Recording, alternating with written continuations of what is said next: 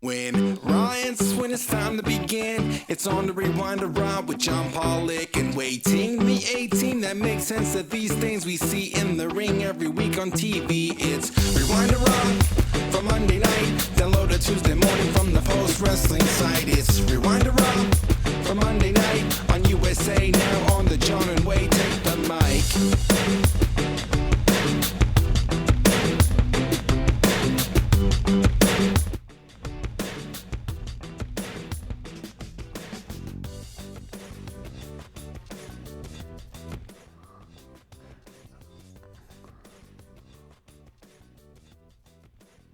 Through tonight's episode of Raw, chat all the news, and most importantly, on a Monday night, phone calls.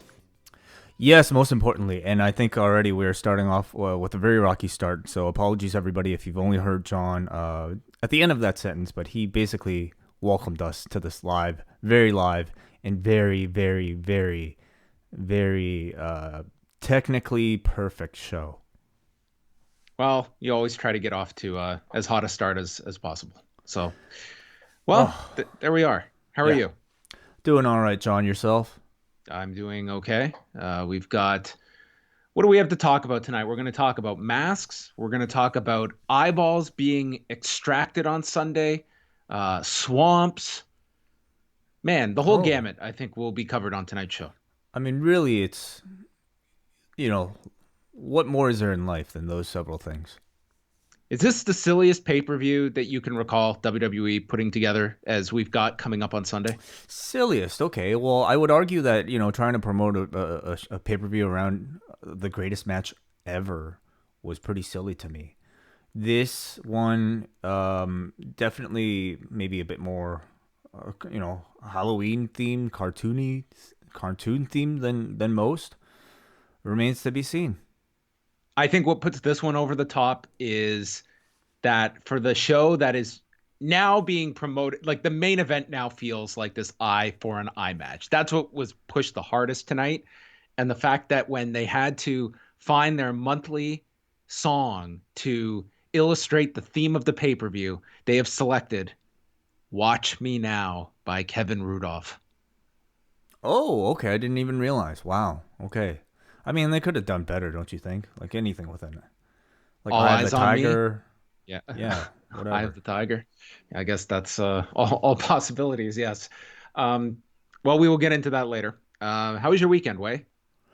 It was good. My weekend was good. I watched Hamilton, the talk of the world, it seems. I finally got on that Disney Plus.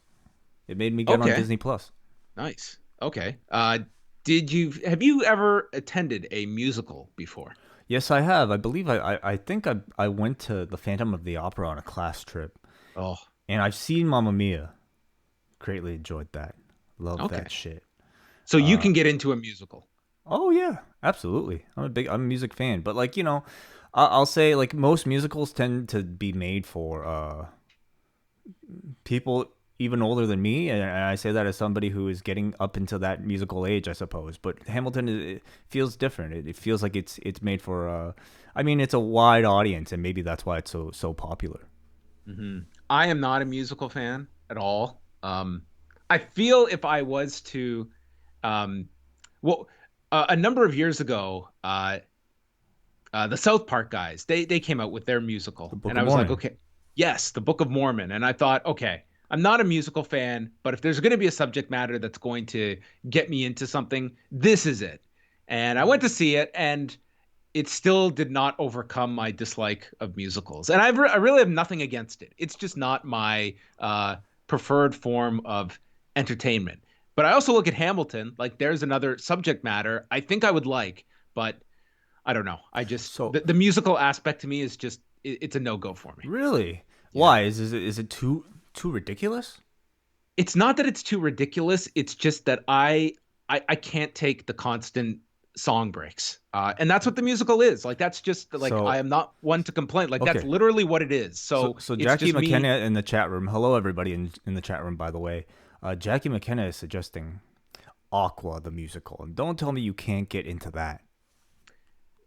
No, that's called a concert. I would never want to see the lives of Aqua It's not a performed concert for 2 hours. It's not a concert because I'm saying that's what Aqua would be. They are a group. They are a band. That's like me telling you, Nirvana the musical. Like, what does that even mean? I would Like, absolutely watch Nirvana the musical. Are you kidding me? If they can find some sort of narrative to tell a story using those songs, I think that would be great.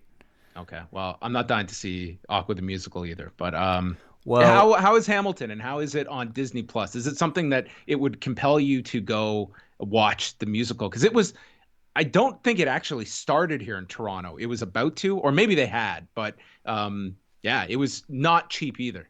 yeah, it's really expensive, and I think that's why. To be honest, I had no interest in doing that, mainly because of the price. Honestly, I didn't even really know a whole lot about the history of Alexander Hamilton, so I went into it pretty cold, really mainly due to the hype, and I think the fact that it was available, at this point on TV in an accessible way, and it was fucking awesome. And Did you watch it in one go? yes, I did. Yeah, And it's how long is like 2 hours and 40 minutes. it? Oof. But you just get into it. And I didn't expect that I would be.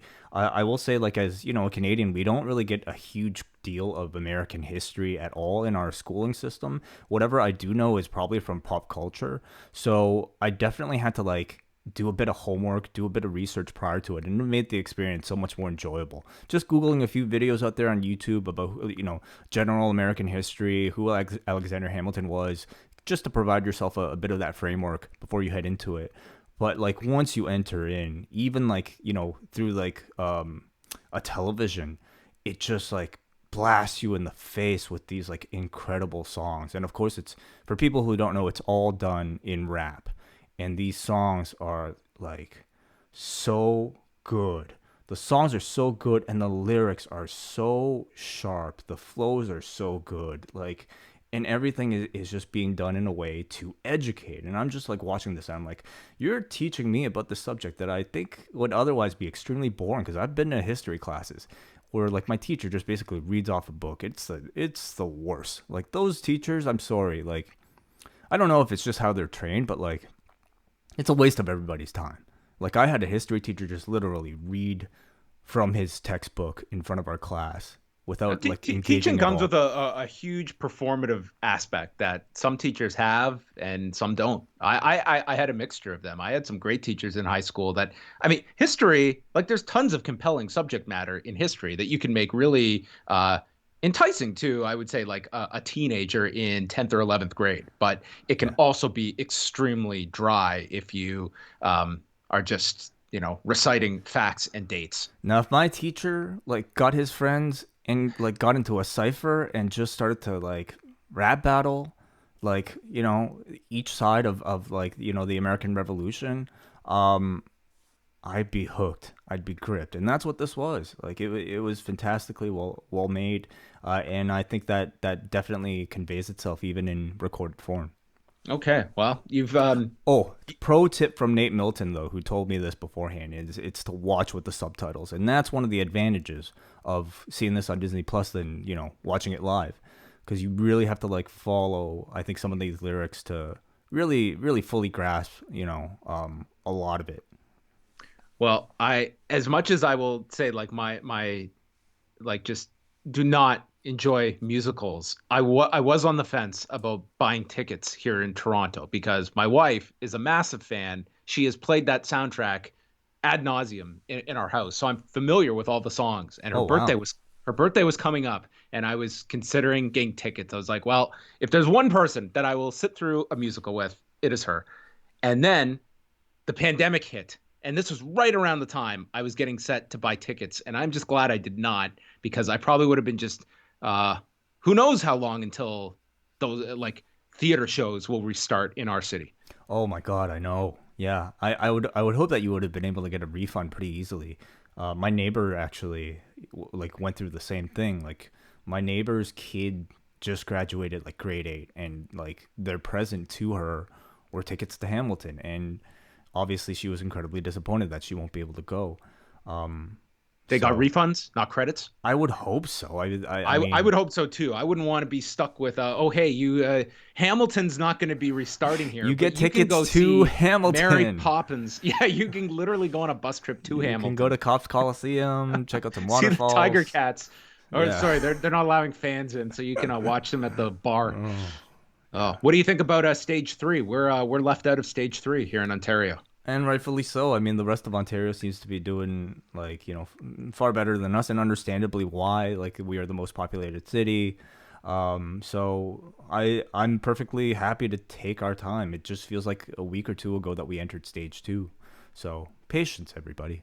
I've adapted. I've adapted to a world where I wake up and my options of what to do consist of 1 to 2 things, and that's pretty much my area of options.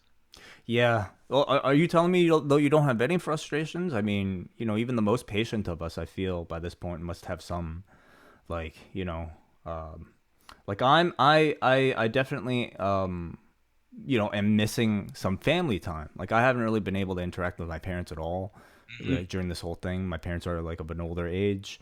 Even today, like while getting my car fixed, I just had like time to kill, and usually I would fill that time by just sitting down in the cafe doing some work.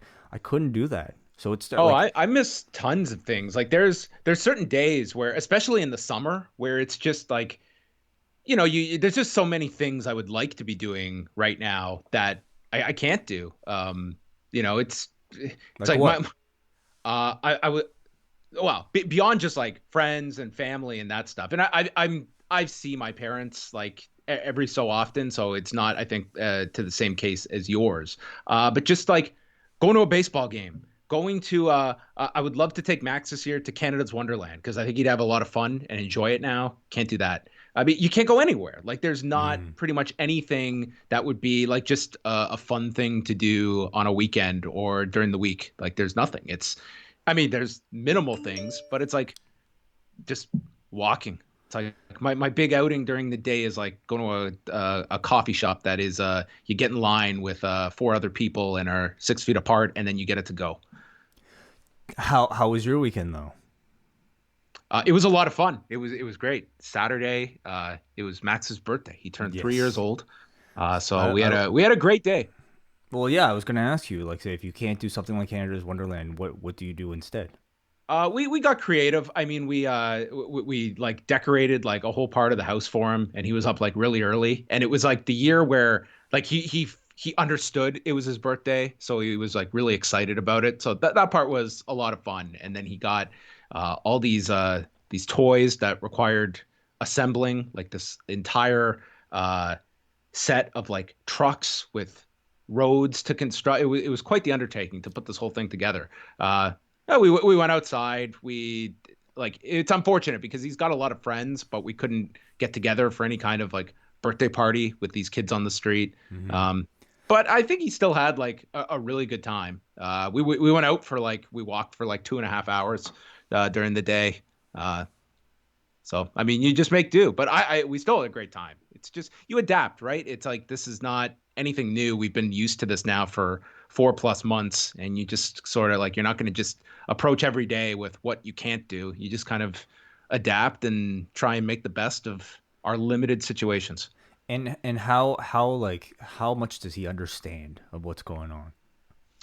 I mean, I think a decent amount. Like he understands when like his grandparents will come over that they have to stay in the backyard and that we're at a distance, or why people have masks on. I mean, he understands all of it. He just realizes it's the germs. We can't spread the germs. And, I think understands it and knows like it's, he'll go outside and he's got like one friend across the street. So they'll be like on opposite sides of the street. And it's pretty adorable, to be honest. Aww. Like they'll call to each other. And anyway, so. That is no, so he. cute. I think he gets a good like grasp. Like he's at the age now where like he understands like what you're explaining to him, and he's got like a very good memory of things. I think he got that from me. I did pass along my memory. You just telling him like today's date and making sure to let him know horror show at Extreme Rules is this Saturday. See, he retains like important information, like things like of like what we did several weeks ago and instructions that we have given him to do, as opposed to like dates or random things that really have very little value beyond someone that writes news updates. Well, I always enjoy hearing updates on Max. It's been so long since I've seen him. I feel like next time I see him, he'll be a completely different person. He asks about you every so often. Is that right? Wow. Well, Yes. please tell him I said hi. Please tell him I said happy birthday. And several people in the chat room are also wishing Max a very happy birthday. Well, So thank you very much. the There was entire there were several Thursdays when we stopped doing the hangout where I would bring him home and he would ask where Wei was because he knew on Thursdays Wei always came here so that when I'd pick him up and bring him home, Wei would be downstairs finishing uploading the show and he'd always see Wei and he knew that Wei came on Thursdays. And that's the day he would ask about you. So now, I guess, how does he remember Thursdays now? It's going to be totally weird. Well, it's strange now because he's used to like certain routines, like whether it was like one of our moms that would come over on a certain day, like all of that's kind of been thrown out. So like he had like just certain people would come on a certain day, and that's how he would realize which days it were. And Thursdays was the days that you would come over. Interesting. Okay, well, might have Now to. he just thinks you've like disappeared or something. So we'll have to update him on Way. We should. You should really just give him like one of these headphones. He should sit in on these podcasts, I think. Not at this hour. He is asleep, and I don't want to jinx that. But what did you get on Saturday night? Did you get around to any UFC? You know, I watched a little bit, mainly because I wanted to follow the watch along from Phil Chair Talk, and let me very carefully think this through. Eric Marcotte. Yes. Ding, ding, ding. Yes. Correct. I Marcotte the watch along. It was fantastic. Phil screwed up on the weekend. I tuned in right as he was introducing him, and he butchered it. Oh, I but he caught himself. Yeah. Yes. Great job by those guys, and great job by you. Like, I mean, I was so impressed with the live stream, the quality of it, and the interaction there. I had a lot of fun. I put on the fight and then like listened. And oh, that's cool. And it was really cool. Yeah, I wish I could be in there more. Like, honestly, of all the coverage that like we will do, it's the UFC shows are the hardest for me to be doing notes for the podcast after while also doing coverage on the site. Mm-hmm. It's very difficult because I'm literally like doing like round by round stuff, and it's just it's why these 6-hour shows, they go by so quick for me because there's no downtime unless there's like a little brief break between fights that I can run up and grab some water or something. But yeah, it really all credit to Phil and Eric. They did a great job, and the live stuff I really enjoy doing the live aspect of the post show, and that's all Phil, the mastermind. He really is the master. So I hope to learn some from him. He's our master Watto, and I with better pants. And you know, it was really cool. Like they were doing the live stream, and then between fights, they might even like take some phone calls. And I heard MJ there, you know, chime in talking about how much money he lost on his bets. Congratulations! It was fun. And on the topic of live streams, so I imagine, you know, they won't be doing these watch-alongs, I think, for every UFC. I think it'll be a show-by-show basis. But I would imagine all the post shows you can catch right now are going forward, you'll be able to catch on youtube.com/postwrestling, so do subscribe. But on the topic of live streams, as we're talking about Extreme Rules, Horror Show, whatever, I wanted to promote the Up Next YouTube channel, youtube.com/upnext. They will also be hosting a watch-along for Extreme Rules this Sunday on their channel, so do subscribe and watch along with those guys. Well, that will be fun. Just for Braden's reaction to the eye extraction. Oh my God, that'll be one that deserves to be played. Yeah, I mean, over a month ago, I went on their show for Best Match Ever, and we talked about Stan Hansen and Vader when Vader's eye popped out, and that was pretty gruesome. And I believe it was the first time Braden had watched that match, so he can compare notes. Well, I'm really curious to see how they do this eye thing. Like they flat out promised it on the show. You will see one man's eye get gouged out on this pay-per-view. How? Yeah, it's in some ways it feels like it's almost the pay-per-views have become I won't even say so much like last month it was pretty like it was clear what the strategy was to get this greatest match ever thing. And this month, it just feels like we're building on top of that in like almost more of a desperation plea of tune in because it's going to be fucked. That's the tease. That should be the tagline. Tune in, it's going to be fucked. Yeah. Damian Abraham will be providing the theme song. Ooh. We really kind of are at that point, and that's rather unfortunate because I feel like wrestling has continued to prove, at least through other companies, that there's a great deal of interest in just really good wrestling without having to rely on, really silly gimmicks like this in order to get people's attention. So, I don't know. Yeah. And we'll get into it with how UFC performed on the weekend as well. But before we do that, since we talked about the shows already, let's just quickly give an overview here.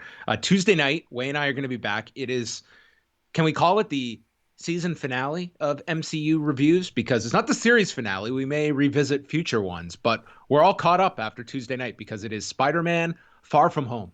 Yes, we are. Yes, I think we could call it that. And I didn't realize it until today. But of course, the Eye for the Eye match features Rey Mysterio. And this review also features Mysterio. So before we talk about Mysterio, we'll be talking about this Mysterio in Spider-Man Far From Home. I'm really looking forward to it. Not only, is this the first review, the first movie after the snap, so we get to see what the world looks like in the MCU following. We'll also, you and I, John, will be making an announcement of what our next film series that we'll be reviewing will be. And very, very special announcement, we will be releasing a brand new t-shirt that will exclusively launch tomorrow night at store.postwrestling.com. Ooh. So tune in for the review and then check the store out afterwards. Yes. And maybe a week from tonight, we'll be talking about Raw and either Rey Mysterio or Seth Rollins wearing Edith. Okay, yeah, glasses, right. Okay, that's the best I've got.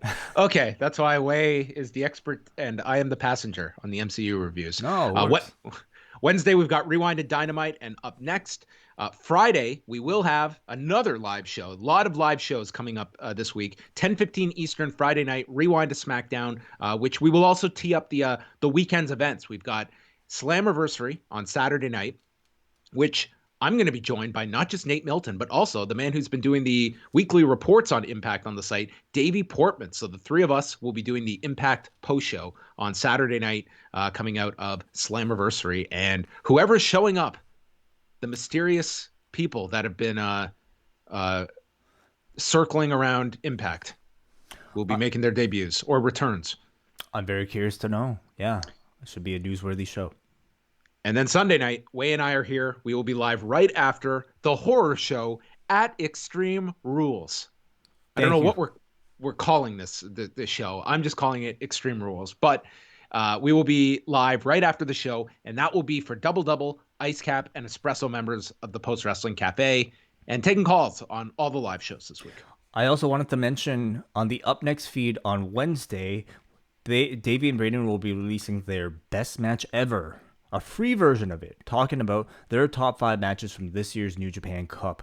So feedback thread is right now on the forum. Again, that's going on the free feed preview of what the type of content you might get on their Patreon. They're always releasing shows, so do check that out. Yes, and final thing is that we did put up a show on Sunday night with Mike Murray running down Dominion, and we had dissenting viewpoints on Evil versus Tetsuya Naito. So find out what side of the fence we all fell on. Mm-hmm. Yeah, I will. Hey, also, we're taking your phone calls later today. If you wanted to talk about anything on Raw or anything from the New Japan shows this past weekend or really anything else, we're going to spend some time on the phone. So we're not going to take calls quite yet, but please stick around. Yes, all subjects welcome. Let's dive into the news. This was an interesting story that kind of builds upon, what we had been talking about, and that was the WWE implementing their policy with mandatory masks in the Performance Center and instituting fines with $500 for a first offense, $1,000 for a second offense that PW Insider had reported several weeks back. A few weeks ago, Fightful had mentioned that a star on Raw had approached Vince McMahon, and it kind of led to these policies being put into place.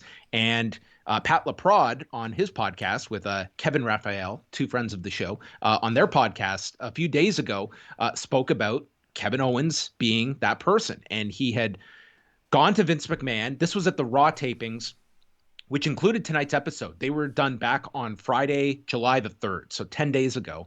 And Owens just didn't see that, proper safety measures were in place, and he was prepared to go home. And it led to a discussion with him and Vince. And what came out of it was these policies that were put into place. And now we're getting masks that are mandatory. There's fines in place as well.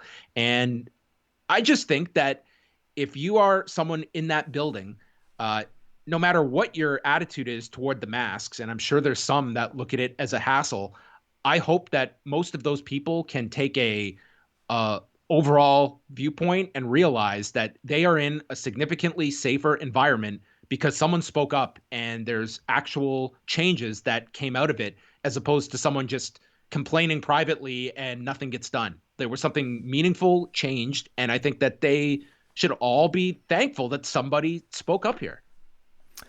Yeah. I don't know. I don't know what that locker room might be like. I don't know people's attitudes towards it. I mean, if Twitter is any indication, I would imagine attitudes are varied regarding, use of face masks and everything.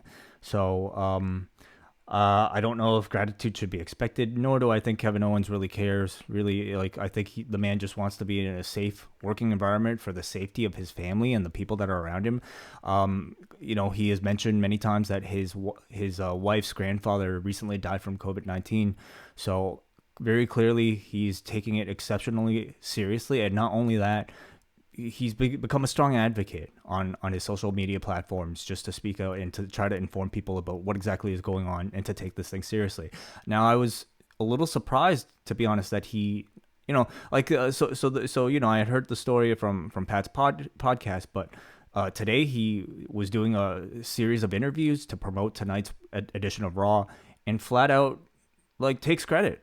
And I don't mean takes credit in hey, everybody, I got this done. It was more so WWE has listened to my concerns and they took it very seriously, and it went down like this when I went to Vince McMahon's office, and now there's a fine. So he really seems to want to do whatever he can to, I guess, get the word out as much as he's able to.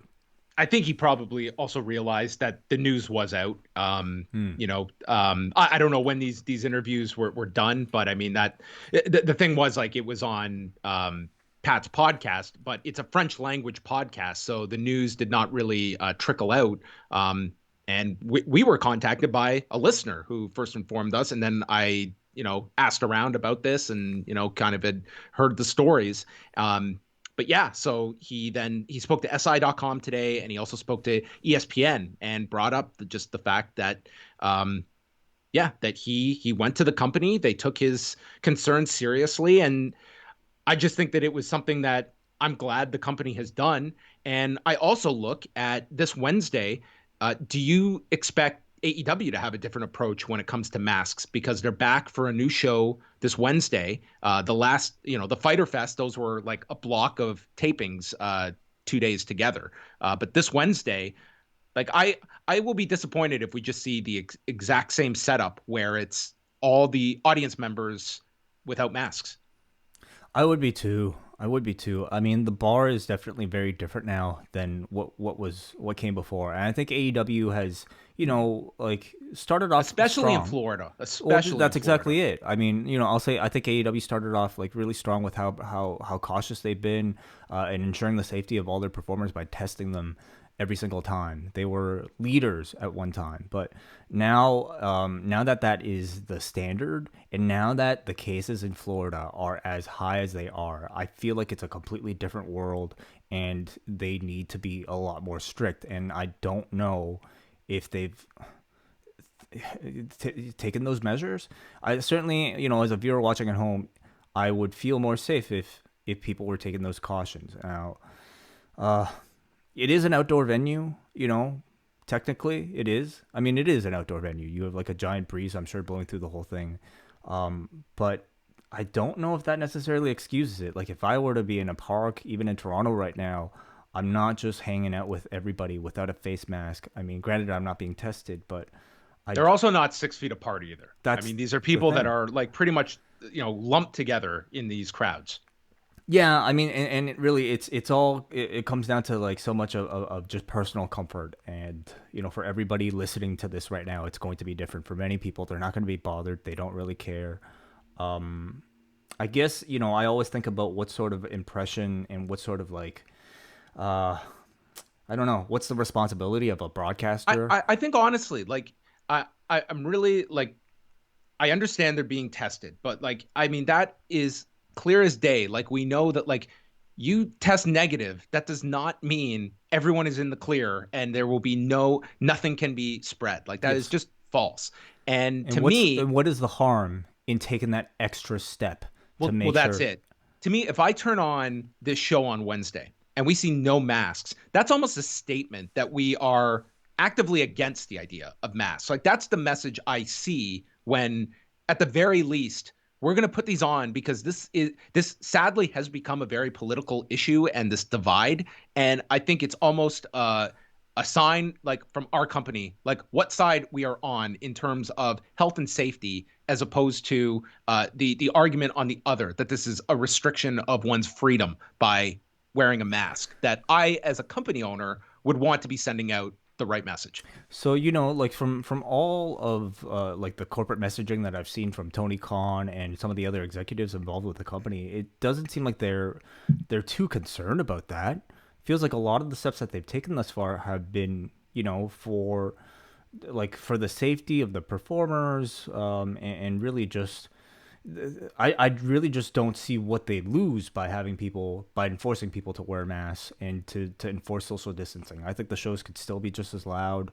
Do you think part of it is that they're there to create noise, that we just don't want to have the masks that are going to restrict people from making noise? Or you can still make noise with masks. It's not, those things aren't soundproof. I guess they're just, and to be honest, like they probably just we have seen some masks in AEW. It's not like we haven't seen any. I'm sure it's just being left to the individual to decide. And most probably feel that, hey, if I've passed a test, I'm fine. And I don't need this mask. It's not, I don't enjoy wearing a mask, so I'm not going to. And I think that, in the case that we just cited with WWE, it is going to take a mandatory ruling to see masks. It's if you're leaving it up to the individuals, well, then we're going to see a lot of people without them. And I just think at this point, and I don't know if I would be this hard line if we were talking about different parts of the world, even different parts of the U.S. But in Florida, where they had 15,000 cases on Sunday, like this is like the most dangerous state when it comes to the spread of this virus, that I would be overly cautious, to say the least. Yeah, absolutely. If we won't be having, I don't know if I'd be having this discussion if these shows were in Japan, but look at what New Japan's been doing. They've been taking extra measures, even though their numbers are relatively low. And I think that's like the confidence you ultimately want to inspire in your audience. And from all of AEW's moves thus far, except for this one, and I guess except for, bringing like some of your older people into the roster, it tells me that they want to be sending that message. Okay, let's move on. I want to talk about the UFC 251 buys. So The Athletic earlier today had reported that the card did 1.3 million buys. And then John Orand at Sports Business Journal had some additional reporting and said that it was 1.3 million buys with at least 900,000 on ESPN Plus. Unbelievable figures for this card on Saturday night. This, like that, to put into perspective, is almost double what Tony Ferguson and Justin Gaethje did back in May, which that alone, that was a stunning number that they did that high. So, I mean, so that is the number, John, because I heard like north of $1 million, but it's 900,000. 900,000 on ESPN. This is what Sports Business Journal is reporting. At least 900,000 on ESPN Plus, but then the total number is 1.3. Okay, so that would include like international world. wise. Gotcha.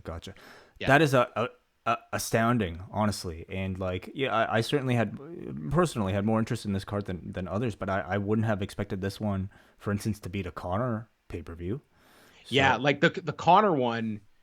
We don't know what that one did worldwide, but to compare, like that in January did 1 million on ESPN Plus. Oh, okay, so it didn't beat it. Technically. Well, yeah. I mean, the figure we've heard, the latest one was at least 900,000. So I don't know what that end number will turn out to be. The fact that it's even within distance of a Conor McGregor fight from January, that's astounding. And I don't know if ESPN will release the official number. The last time Disney did one of their big earnings call, they talked about the growth of ESPN Plus and actually laid out the number for that Cerrone Conor McGregor fight. So we might get a number straight from Disney at some point down the line, but that's just an enormous figure, and well above my expectation level. And I would say that it's an interesting one looking next month, because I do feel this Stipe Miocic Daniel Cormier fight is bigger than the card we had this past weekend.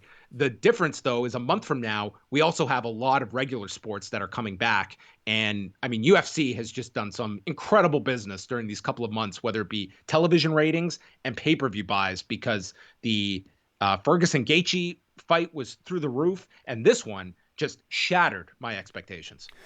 I guess my question to you is, how much of it do you think is the card itself, and how much of it has been the controversy surrounding it? You know, the combination of it being on an island and all this talk of Fight Island, and also everything going on with the late edition of Jorge Masvidal. I think that the marketing of Fight Island was pretty impressive in terms of, like, I think a lot of people were aware of this thing. I think if you bought it just for that reason, though, you'd be very disappointed, because it was pretty much in this makeshift arena. It's not like they were out on the beach, but for those paying attention, they knew ahead of time that was not going to be the case. Masvidal definitely helped. He definitely helped. I don't know if he was the difference, though, from like this card. Like, I think if Gilbert Burns was in that spot, I still think this one probably would have done above expectations, because it just seems like when there's a big UFC card, it's an enormous interest. But I think Masvidal added a ton to this one. He would be the biggest reason for this surge in buys. But I think even with Gilbert Burns, I think this one would have ended up doing pretty well, even by normal standards. And how much of a factor do you think, like, people staying at home and not meeting together to share a pay-per-view, for instance, might play in an elevated, I guess, number? I think that factor, and just a lack of other sports going on, I think both are key factors in this. And it's a great point, because, UFC, especially the big shows, they're ones you get together with a group of 8 to 10 people. So of that party, if 5 of those 10 are ordering it individually, how many other groups are doing the same thing? Like, it's a Saturday night, your options are limited, and it's a big fight. I think that probably helped a lot. So if they can ride this momentum into next month, like, I could see that being just another monster number next month for the heavyweight title fight, with it being Cormier's retirement fight. Like, a lot of people believe it's going to be his last fight. Yeah, that could be a real big one. And the other factor in all of this way is ESPN. Like, that's a difference maker. The fact that this is all being promoted on ESPN's channels. Oh, absolutely. Yeah. And probably more people now subscribing to the service than even in January. Yeah. I mean, UFC is the biggest driver of subscribers on ESPN Plus. Like, it's turning out to look like an incredible deal for ESPN and ESPN Plus, and for the UFC as well. So this, whatever the cut was for those with pay-per-view points, like that, to me would be a big night for Kamaru Usman, for Jorge Masvidal. It's just way above what I anticipated this card doing. Were there any other news stories you wanted to get to? Just a few here. Okay, Why, do we have a call? Before that, no, I wanted to ask you actually if you wanted to take calls like about just general topics and news before we get into Raw, just because it might be getting a bit late, and if somebody wanted to, yeah, sure, for instance, chat. So if you want to talk about anything but Raw right now, feel free to call in. You could Skype us at Post Wrestling or 1732-800-4423 on your phone. So yeah, we'll be taking some phone calls before we get into the Raw topic. But what is the last news story, John? New Japan announced their cards, their next two cards, which is New Japan Road next Monday, which is a smaller show. It's headlined by Evil, Dick Togo, and Taiji Ishimori against Tetsuya Naito, Hiromu Takahashi, and Bushi. And their next big show is going to be the Sengoku Lord event in Nagoya, July 25th, that has Evil and Hiromu for the double championship, Shingo Takagi against El Desperado for the never openweight title, and Kazuchika Okada versus Yujiro in your top three matches. As well, the return of Minoru Suzuki, and Yoshihashi is back. So obviously the knee injury was not too severe that he just missed the Osaka shows. I'm really happy to hear about both of those returns, especially Minoru Suzuki. Apparently he was working at Pile Driver at his store the other day, so hopefully everything is fine and that he's been tested and he's all good.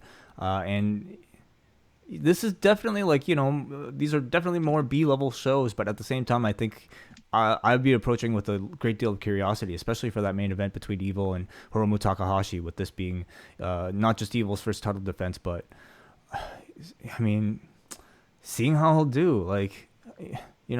How have you liked his two main events thus far?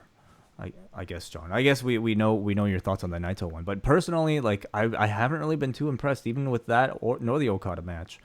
So can Hiromu get a better match out of him? We'll see. To the phone lines, Jackie McKenna, you are on the phone. Please unmute yourself and let us know what is on your mind. Hey guys, is it cool if I talk some New Japan? Of course. Yeah. So New Japan is what I primarily follow. I've followed it pretty consistently. It's actually your guys' coverage of the G1 that got me into it way back when. And usually I'm just very confident in all of Gato's booking, and I'm always very let's just see how this plays out. But this was the first time in my fandom for New Japan that I was really scratching my head by the end of the show. Mm-hmm. Mainly all the Bullet Club and Evil booking. Yeah. I think Evil's really talented, but I think I'm glad that they're pushing him as strong as they are, because when get behind a guy and get behind, go for it.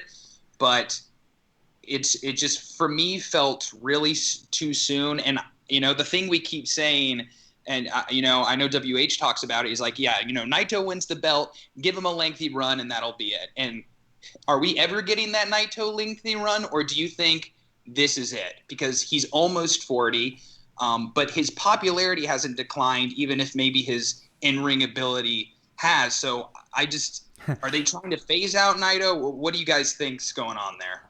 I think the Naito lengthy run was to have taken place until this point. I mean, you wouldn't consider this lengthy, of course, but we missed out on a lot. Who knows what the original plans were for him, what opponents he would have faced off all the way up until this particular point in Dominion. But as far as a year-long run, something like that, I don't know. And I don't know if Naito is the type of character that should have that sort of run. Is he, the whole drama of the guy is the chase, is it not? Yeah, I've heard that that kind of explanation for it, and I agree to a certain extent. But I do think, because we as Naito fans have been disappointed so many times, it would have made for some really compelling matches. You always think he's going to lose. You always think he's going to get screwed out of it again. And I think it would have been a unique way to book a New Japan champion, whereas right now it seems they're only interested in booking dominant Okada champion or a heel who cheats. And I think a Naito kind of champ who, ekes out the win is a very different approach for New Japan. But that's just my opinion. Yeah, no, I totally see where it's coming from. Like, it was a very abrupt change this weekend and just putting everything behind Evil. And I think part of that is maybe just feeling that, we have a very limited roster right now. So we have to rely on, I won't say unconventional booking, but the kind of moves that are going to shake things up. And that's probably the goal with Evil. I can't say if it's going to be a successful one or not. And Naito, I mean, you can certainly go with a rematch with Evil, although after Sunday, that's the last thing I want to see. And I think that's the other thing is like Naito does this kind of remove him from the title picture because a short reign for Evil does him no favors. You're not even giving him a chance then in this role if he were only to hold on to this title for 2 months. So I think you have to keep this title on him for I think for the rest of the year at least. Like if you're going all the way with him, because to do just a short reign, I think that just cuts his legs off immediately. So it's really going to be ambitious on Ghetto's part to, you don't have a lot of your regular talent available to you now. You've got to work with what's in front of you, which I mean is not the worst case scenario given the talent you have, but it's also going to require creating some new stars, and Evil seems to be the top priority. And it's, I think it's certainly going to take work. Thank you so much, Jackie, for your call. Okay, can I get one more in? We're gonna have to actually move on, unfortunately. All right, this yeah, is a no bit worries. of a longer show, so thank you. Caller 330 area code, you're on the line. Can you hear us? Yes, I can. Can you hear me? Yes, we can. Who is this? This is Tim from Ohio. Long time no call, guys. Hey, Tim. Hi, Tim. But I've been busy. But I want to touch on something because you guys brought up Hamilton at the beginning, and you were like talking about what is Broadway going to look like. I am a subscriber to the Broadway in Cleveland series at Cleveland's theater complex, Playhouse Square. Like 7 or 9 theaters at this point. Massive complex. These people, specifically the president of Playhouse Square, Gina Vernacci, man, the carnies could take a less. Oh no! Did we lose Tim? I think the the carnies got him. Yeah. Sorry, guys. Oh no. We got to keep it going, everybody. Yeah, okay, we do. Sorry, Tim. I don't know, what point Tim was trying to make about that, but it sounded very interesting. So. Can you hear me? Oh, now we can. Okay. Yes. Okay. Quickly, Tim. Quick, please. Tim. We got to get to the. I'm sorry, I don't know. Basically, they are setting this up as COVID-19 and subsequently the rioting that happened back in June around Playhouse Square are the ultimate, the perfect storm, the apocalypse that the theater community has always feared. And if you do not rally around the theater and protect it and fight for it, then you will have no theater and no art in Cleveland. I mean, they are encouraging people to just give. I'm a season ticket holder. I can tell you they are encouraging us to just donate the money that we would have on our balances from all the shows that have been canceled to them, and then buy a season ticket package for the next season that starts in January 2021. Oh, okay. All right. Thanks. One of many industries you, that are going to be reeling. So, I mean, hey, I have nothing against all these industries. MJ, very quickly, what's on your mind? Hello? Oh, I was going to say, you guys hear me all right? This is not working. Yes, we can hear you. Oh, I was just going to say that I'm definitely that customer for UFC that would always watch it at bars and like order 249, 251. So they got me hooked. I think they've done a great job of kind of building that next generation of stars. After Conor and Ronda, like kind of was like, who's their big draw? And they seem to have backfilled really nicely. Kind of like spread the peanut butter around. It's not like 1 or 2 big names. I'll hang up now because my call's all whack. Oh, you sound fine, MJ. Thank you very much for the call. We appreciate it. No, I think that it will be interesting to look at when Jorge Masvidal fights again, when Kamaru Usman fights again. Like, what did he benefit from such a big platform? And Justin Gaethje as well. I think that you're looking at, if they're going to fight again in, let's just throw out 6 months, that they'll have their respective fights, and we're into a more normal kind of sports landscape with different options out there. What are UFC's pay-per-views going to be at? Are they going to maintain this level? Are they receiving that artificial bump because of the pandemic? Because there's a lot of people watching UFC and a lot of people paying a lot of money for UFC pay-per-views. And you may have created like a significant audience during this period. Thank you, everybody, for your calls. Apologies, we couldn't stay on a little bit longer, but we do have to move the show along. But thank you, Jackie, Tim, and MJ, and everybody in the chat room. Just some shout-outs here. Bruhaven, Phil Lemasters, Jay Infamous, Eric Marcotte, the man himself here. Thank you guys all for joining us and everybody else. So we'll maybe have some time afterwards for some phone calls about Raw as well. But let's get into the review. So Raw tonight, as we mentioned, this was taped July 3rd on Friday, July 3rd, and we kicked things off with the VIP lounge with MVP and his new United States title, and welcomes out the nicest guy he knows, Dolph Ziggler. And Ziggler jokes about when he wins the title, he's going to turn it into a spinner, to no reaction, naturally.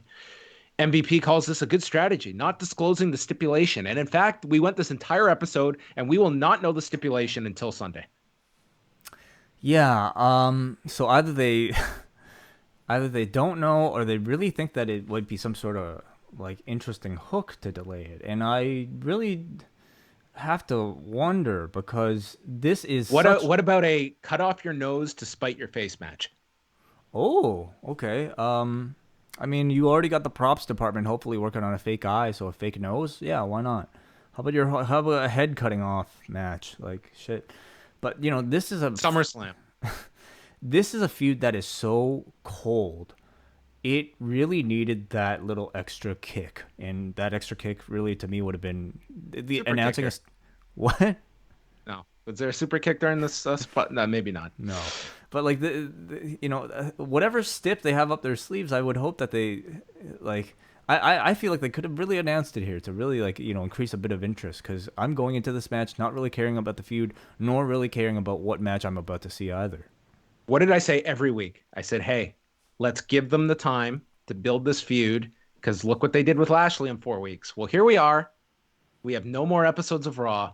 This thing is ice cold. And you cannot tell me that a Bobby Lashley rematch this month would not have been more compelling just by default if it was just MVP cutting promos for 4 more weeks saying that Drew McIntyre cannot get out of the full Nelson. Sure, submission match, like add an extra stipulation to it. I think it would be definitely a bit more interesting than this Dolph thing that's going on. But, I mean, the main hook, as we've been discussing right now, is the eye stunt of this thing, Yeah, this program has taken a backseat to all the goofiness here with the Rey Mysterio Seth Rollins feud. I mean, this feels very cold. And I'll say the other title match on SmackDown, because of the absence of Bray and Braun, like that's all concept. That's the only thing selling that thing of like, what the hell is this going to be? We're going to get eyes coming out of one show, and on SmackDown there's going to be someone eaten by an alligator. Like this has the potential to be some really weird shit on Sunday. And I'm sad to say it, but like I think that's exactly the type of feeling that they're going for. I think they are too. I think it's like tune in, because it's going to be like wrestling on drugs is what you're going to get presented. And there will be people that curiosity is going to drive their interest, as opposed to straight up wrestling feuds selling you, because you are not buying or tuning into the show for Drew and Dolph. Thing is though, like save for the Cena Firefly Funhouse, I feel like they've always like promised things like that, but they haven't really hit that mark. Like even when they try to do off the wall crazy, like even the Money in the Bank match, I thought it was just pretty tame. Certainly like anything with the Street Profits and the Viking Raiders has been god awful, and not like, even when trying to be weird, they don't feel creative nor weird enough. Well, then they have the bar to hit on Sunday. Drew comes out and he says that Dolph uses a lot of people. He was the muscle when he was with Dolph and did all the dirty work. And Dolph may be one of the most talented performers in this industry he's ever seen, but he's going to hurt Dolph on Sunday and maim him. Think we'll see someone get maimed? There'll be a lot of casualties on Sunday. And he's going to make Dolph beg him to stop. And whatever happens, it's all on you, Dolph. And Drew then nails Ziggler with a right hand, knocking him down. And boy, did this just make me say, wow, this title is really in question on Sunday. What a build up here for Dolph Ziggler. I mean, yeah, Dolph, but more importantly, Drew McIntyre. You know, he is the star product here, and I feel like it's been month after month of relatively cold feud.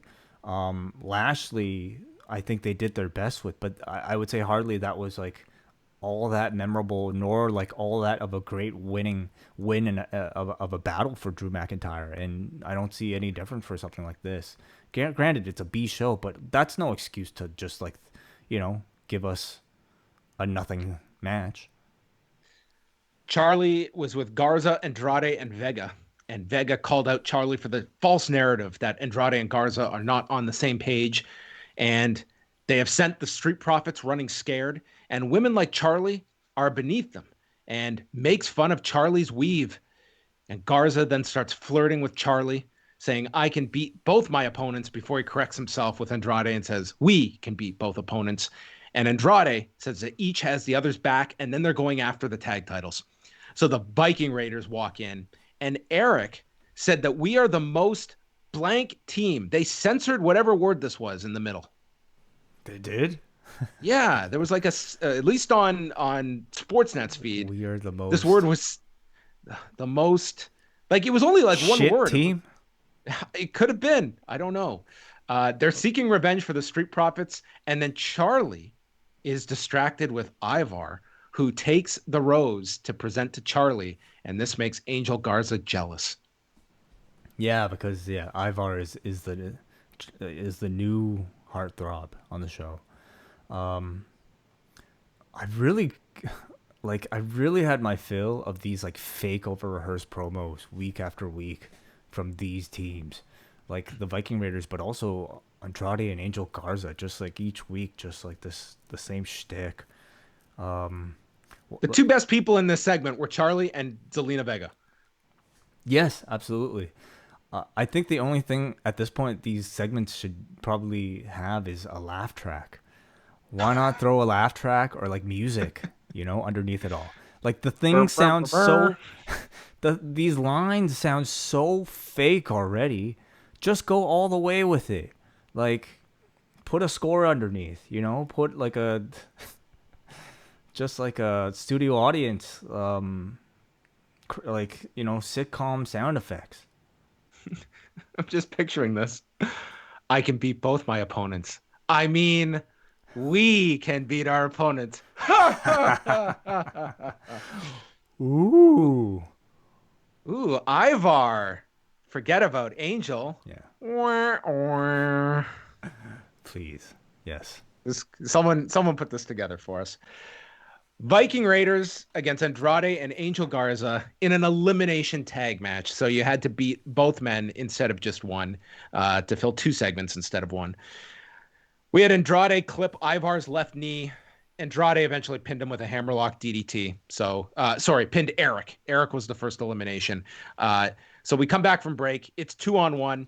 There's a fist bump as Ivar takes them out with a suicide dive as they're bonding on the floor. And then he hits a cartwheel into a clothesline on Garza. Spin kick takes out Andrade, and he pins Andrade with the spin kick. So he's left with Garza.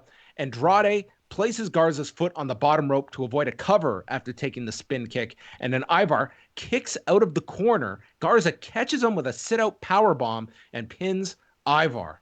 And Andrade and Garza bump fists, and they are back on the same page. Back on the same page, setting them up to challenge, of course, the Street Profits as the next team in line. So yeah, whenever the Street Profits reemerge.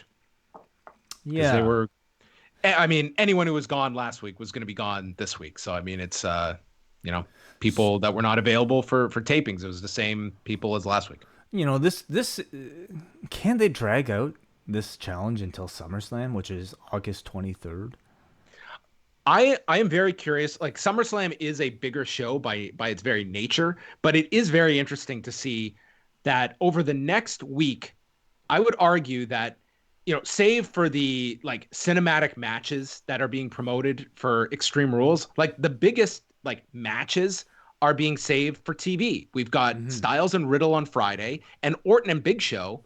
Like those two matches to me are like bigger than anything on the pay-per-view. What's selling the matches on the pay-per-view are the concepts behind them, not so much the matches. Yes. And it seems that, your big matches, it's interesting to look at the strategy of, at least for the B shows, shorter pay-per-views and the excess stuff, the bigger stuff, put on TV. Yes, that is true, and that would make a lot of sense if they were gearing this up for another TV show, like another edition of Raw rather than a pay-per-view. Just given the timing, and also it seems to be the place where they're putting their serious matches, and the pay-per-views are where you go to see the stunt shows. Schreiber was with Ruby Riott, and the Iconics came in, and they're preparing for a tag match, but Ruby doesn't have a partner. They said that you have no one without Liv Morgan. We've beaten you one-on-one. Now we're going to beat you two-on-one. And Ruby introduces her new friend, Bianca Belair, who cuts a promo on the Iconics. I really thought this was a role for them to reunite Ruby and Liv, but seems to be Belair in that spot instead as a reintroduction. Well, I don't think Liv's available. I think that's pretty clear. I mean, Bianca Liv's been off TV for a few episodes now. Yeah, I guess so. So do you think originally it was supposed to be for Liv? I mean, by the time they were writing this, I mean, it was like, I think it was clear that she wasn't available. Like, Bianca feels like a fill-in, but I'm glad that she was back on TV here. Oh, yeah, absolutely. And they built the match around her. It was very short, this tag match. They beat down on Riott until she got the hot tag that she made to Bianca Belair. And we saw Royce knocked off the apron with a handspring by Belair, who then finished with a standing moonsault on Kay. Riott hit a step up in Saguri, and then Belair ducked the Shades of Kay to hit the Kiss of Death, the KOD, in 328. And much more of a focus on Belair than it even was Riott. But it seems that whether this is temporary or a new direction, that they're going to pair Belair and Riott together. It needed to be, a strong showcase for Belair because she's been away from TV for so long. This really felt almost like a proper attempt at an introduction here by having her, showcase a lot of her impressive spots, her strength in the match. I hope this means that they're finally going to treat her seriously because you see this amount of talent, you see this amount of charisma. Man, she is a future top star in this division, in this company, and I really hope they don't mess it up. What is WWE 365 Bianca Belair going to look like next March? See that I might at this point even be like a jinx, to have a 365 camera crew following you around. So maybe she should stay away from that documentary. R-Truth, that'll be the KOD. Yes. R-Truth runs into Ricochet, and he says that he asks Ricochet about winning the MVP of Raw. And Ricochet, who really does not play off of comedic performers well, says no. Who does he play well off of? What type? Nobody. Drama. Bill Goldberg. Oh my God. This is crazy. Meet and greets. He's great at those. So he says, no, I'm wrestling Lashley with MVP on Raw. Cedric tells R-Truth, you need to worry about Randy Orton. And R-Truth, meanwhile, said, wait a minute, Ric Flair challenged me. And they say, no, Flair challenged you on behalf of Randy Orton. Then R-Truth sees someone off into the distance and goes and gets into Akira Tozawa's face and says, I need you to teach me to become a black belt in 6 or 7 minutes. Tozawa refuses, goes for a roll-up on R-Truth, but Truth kicks out, so the other ninjas arrive as backup. And then R-Truth's backup, Richard and Seti, come up side by side next to R-Truth. Cedric does a fighting pose while Ricochet does the fucking crane as they have a standoff. This was the saddest visual. To watch Akira Tozawa in his ninja outfit as fellow PWG alums Cedric Alexander and Ricochet displaying the crane were his adversaries. Yeah, if you needed a snapshot, I think, of like these men's careers, it might be this. There's one person in our network that I immediately think of during scenes like this. Fuck this company. R-Truth and Akira Tozawa were supposed to have an impromptu 24/7 title match when Truth came out and said why Tozawa has 3 ninjas with him. He's pointing out. But before their match can begin, Shayna Baszler comes out, making her return. And Baszler applies the Kirifuda clutch onto one ninja, takes out another with a leg kick and a knee strike, and then hits the third with a gut-wrench suplex. Tozawa just bails out of there. R-Truth says, I'll let myself out. So Baszler takes the microphone, says she's been patient, she's done allowing people to have their fun, and the weak-minded women's champions are fooling themselves that they're in control. The Queen of Spades is here to shatter that illusion by hitting you with a hard dose of reality, and I am that reality. I was happy by the end of this that I was very concerned when Shayna Baszler came out to this scene in the ring because there were a part of me that thought, oh my God, she's going to win the 24/7 title. But she just dispatched of everybody and then got to cut a serious promo. So hopefully this is a reintroduction of Shayna Baszler and she isn't part of the ninjas by week 4 of this return. I thought we were going to get vampires versus ninjas at the start of this. Oh. You know? Yeah. Yeah. I definitely had my concerns too. Like, I think Shayna is the type of character. I mean, she's a shooter. Like, she's got a legitimate style of fighting. She should be nowhere near ninjas in wrestling, nor the 24/7 title. And I think obviously this was like I think this was a good reintroduction. Okay, like in their way, this was a strong way of reintroducing Shayna. But to like have her enter a comedic setting kind of takes the seriousness of the beatdown away. And not to mention it's like a completely different division. But you know what, it could have been a lot worse. So I thought this was an interesting, fine way to re-debut her. Yeah, well, we'll see. The proof is going to be in the pudding. Like if they see Shayna as someone serious or a character that they just don't get, because it's been a lot of start and stop this year where Shayna has only progressed to a point, and this will be the latest example of whether they're serious about her or whether this is just a character that they've called up that they're not fully committed to. Mm-hmm. I think the jury's out. Yeah. Murphy is with Seth in the back, and Murphy asks Rollins if he literally means that they are going to try and blind one another at this pay-per-view. Rollins says, nothing of significance happens without sacrifice. Ray asked for this, and I've got a message to deliver. So Murphy in storyline even thinks this is ridiculous. I mean, so the whole episode really is to... So last week... Make it clear, this is not a metaphor. Yeah. This is literally 2 guys that are going to pull each other's eyeball out. And if they don't, the match will just continue until one does. Last week was the announcement of the match, and this week was, really? And them explaining the really for the whole episode. Really? Yeah. That should be the tagline. Really? Really. We got a promo for 2K Battlegrounds that comes out in September. Tom Phillips can't wait for this game. I would say watching this trailer, this feels like a sneak peek at the next year of pay-per-views. Oh, you think they'll move on to the virtual world at some point? We might get there. We may.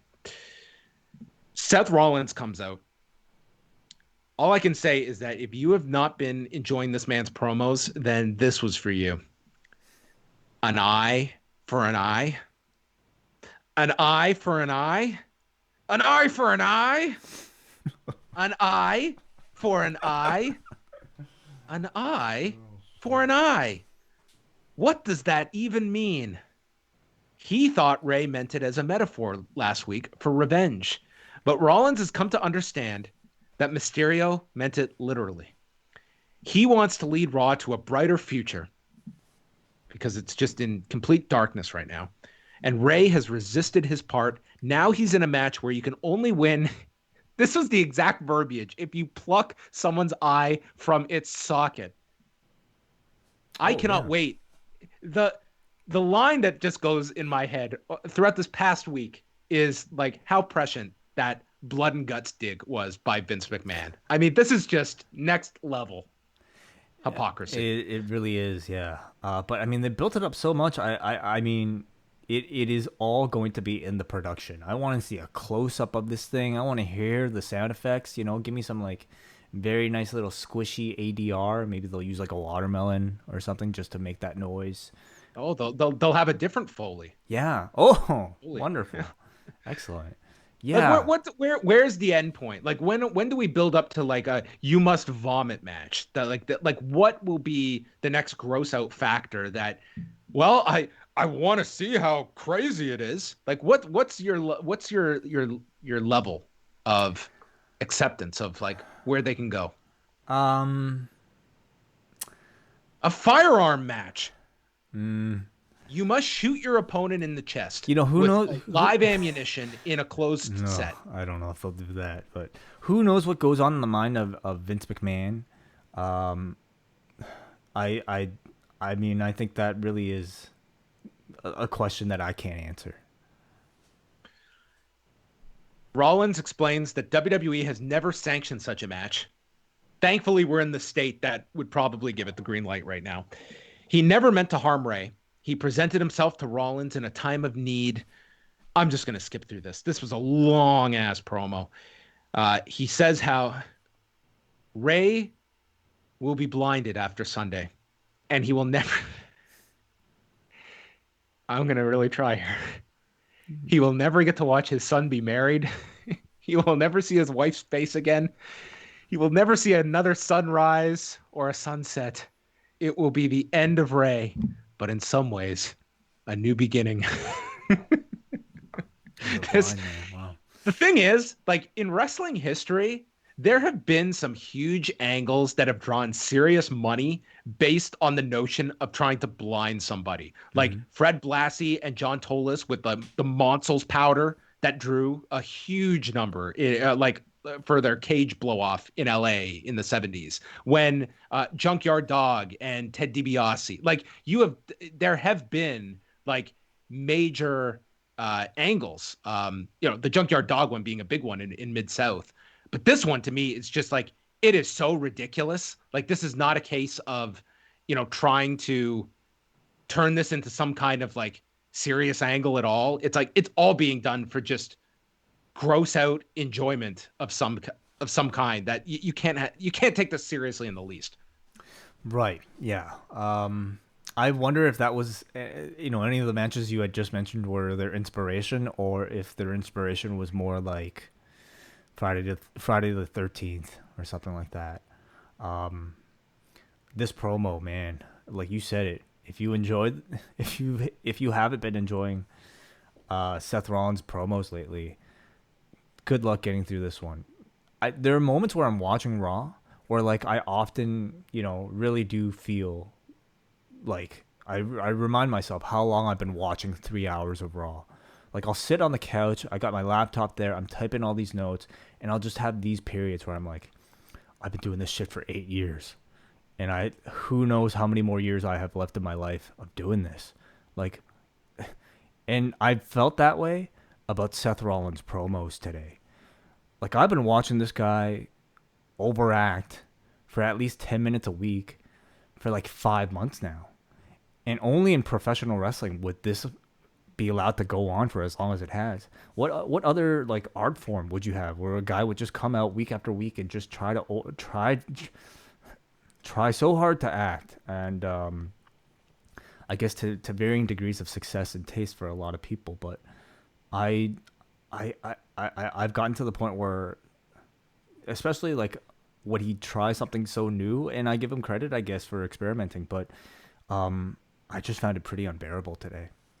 Mm-hmm. Yeah. It's just, I don't know. This angle has. But there are people that might like it, I'm sure there are people that like it. I'm sure that, like, otherwise it wouldn't continue on. So These shows aren't made for everybody. Not for me. Yeah.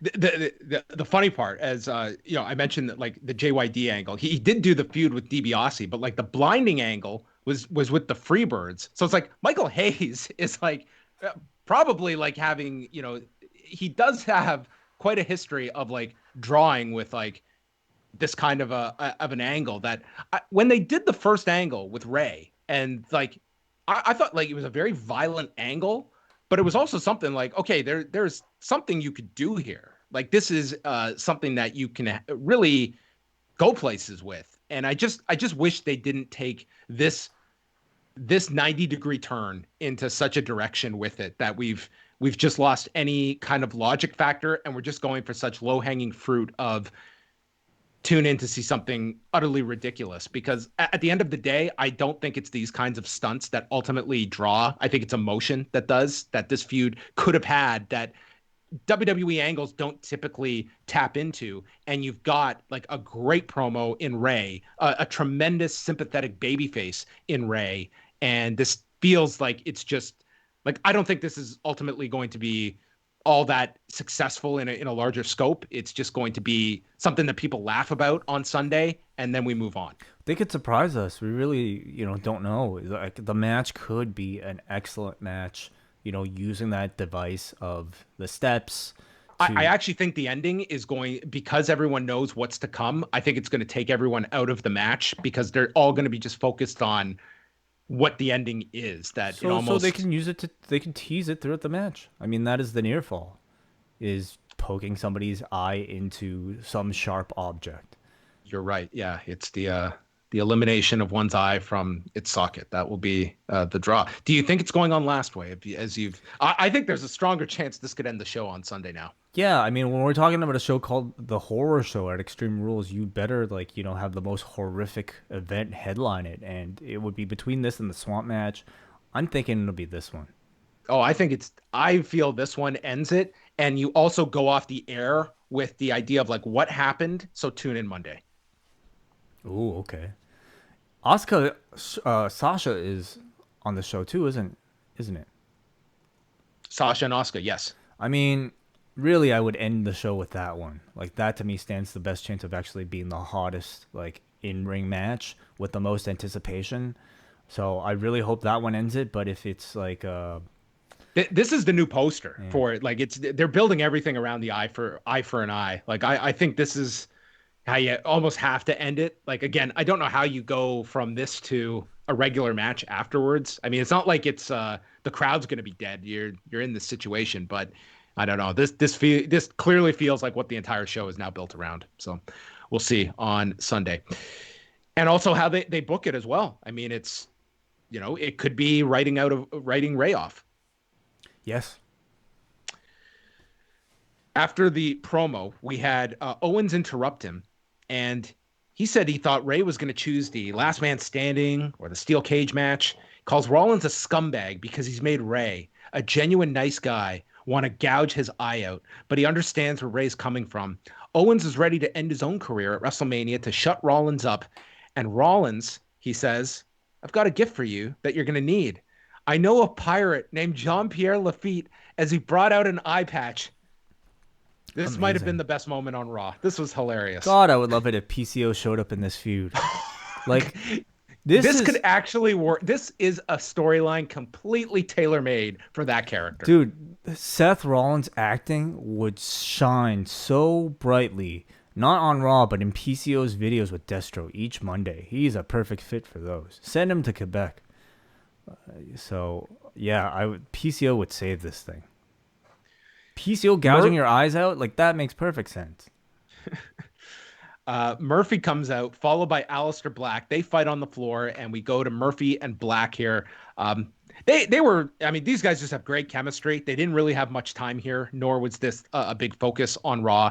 Black hit this flying knee, and then Murphy was constantly going after the right leg and stopped the Black mass. But then these up kicks sent Murphy to the edge of the apron. Murphy nails the leg and then steps on the middle rope, teasing a suplex to the floor, but instead Alistair hits the black mass to Murphy on the second rope, and Rollins just runs in for the DQ in 5:42. So Ray and Dominic come out, and we go to commercial break. I can't get too mad at a DQ with a great looking, spot like that, with like Black hitting that huge black mass with Murphy hanging off the rope. I mean, anytime I see Aleister Black in ring during this feud, I just keep on thinking about how like underutilized he's been thus far on Raw. He's clearly the guy among the entire group that's involved with this whole thing that they should be pushing the hardest. And it would be one thing, I think, if he was in a position where he could, I don't know, use the spotlight here. But in my opinion, he's gained nothing from being in this feud. He's not getting the rub really from Ray at all. Instead, it just, for me, cements him more as sort of like this sidekick mid-card level, like on the level of a Buddy Murphy. He feels like he's in a similar position to where Drew McIntyre was a year ago, where it's not like he's just been given up on. Like he's protected to a degree. He's just kind of there. He doesn't have much storyline going on. He really has no storyline going on. Mm-hmm. But I feel he's not at a level where you can't just instantly put him into something meaningful and he can excel in that role. But he's sort of just there to eat up segments at the moment and doesn't have a really sustained role on the show. So I agree with you that he's not necessarily at that level yet. But isn't that space on these B-level pay-per-views, especially like the undercard, don't you use that type of space to get him to that level? Some storyline is better than no storyline at all.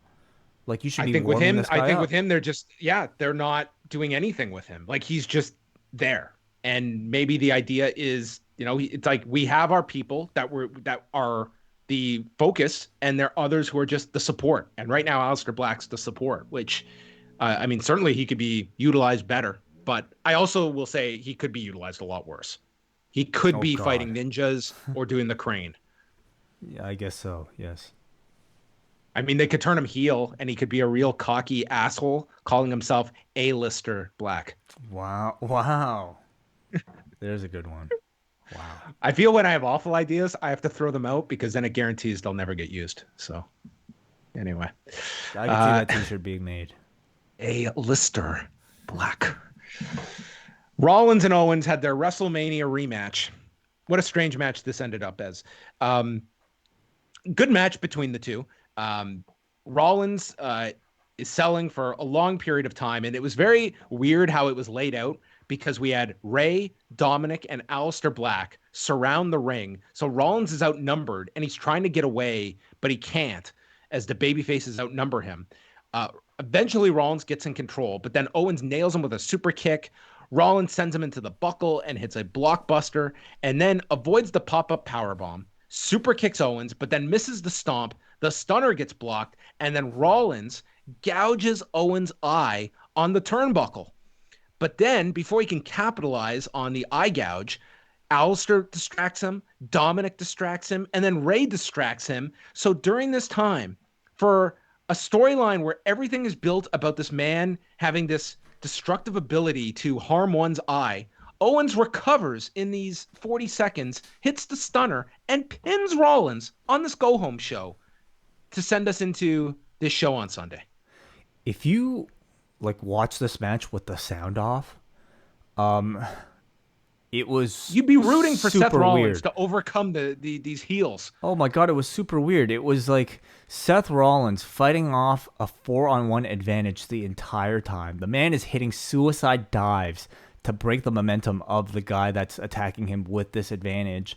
And man, I couldn't believe the booking. Not only are they heading into this pay-per-view by having Owens, a guy without a match, beating the guy in one of potentially your main event matches, they had him do it in a 4-on-1 advantage with all the baby faces, essentially helping him cheat with distractions to get that victory. I really didn't understand it. And, if you haven't watched this match and for some reason, if you plan to, please try to watch it on mute and just give me your reaction, because you could have absolutely watched this match with Seth Rollins as a babyface. Yeah, I thought like the work was fine, but the booking was just mind-boggling in this. Like, I don't care if the argument is that Rollins comes out Sunday and then he's got a program with Owens. This was not the week to beat Rollins. Going into this feud, to me, it's like this angle needs as much help as it can get. Rollins to me is not this super hot heel, and to me, the idea of Owens, like his role this week would be the sacrificial lamb. He's not focused this Sunday, and you're building up to what could be your biggest match on Sunday. I just found this felt like just lessening Rollins' character. Like they got their modicum of revenge right here by the end of it all. So I thought this to be very perplexing. Ray then gets promo time here. He tells Rollins that he tried to end his career and terrorize his family. He crossed every line. Now it's his turn, and I'm going to make a sacrifice of my own, and you will leave with one eye. Yes. One eye Rollins. So either Rollins is going to have an eye patch, or Ray is going to be completely blinded. Mm-hmm. He's already got one. How's he being sanctioned with one eye? Is this Jean-Pierre Lafitte in the Brawl for All? Yeah, I guess so. Yeah, he wrestled that entire gimmick with one eye. Ric Flair is backstage on his phone, and Big Show walks up to him, and Ric Flair reminisces about his career. It went 48 years, and for 25 of them, he knew the Big Show and has known the Big Show since day one of his career. And he brings up Brody, Hanson, Andre the Giant, but Big Show has the most athletic ability, and he's done it all. But now you're picking a fight you can't win. Look at Edge. You can't go do movies and then come back. Why do you think The Rock's never come back?